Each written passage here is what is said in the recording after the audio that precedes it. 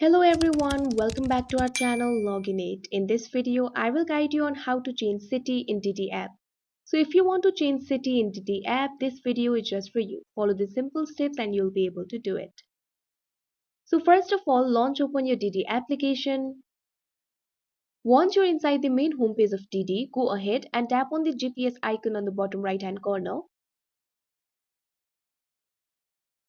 If you've recently changed your location, the GPS will automatically locate your location and you'll be able to change to the current city you're residing in on DiDi. Now, if you've already set up your location and selected a destination while ordering a ride in DiDi, and then if you want to change it, then you'll have to follow these simple steps. First of all, let me enter the address.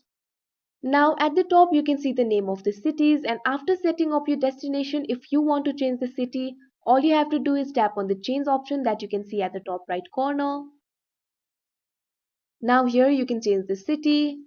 Simply erase the name of the city and type the name of the city that you want to change it to. You can see here the city is changed. You can also change it by simply tapping on change, and you can pin your location on the map.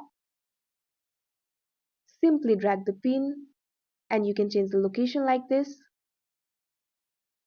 and tap on set pickup point.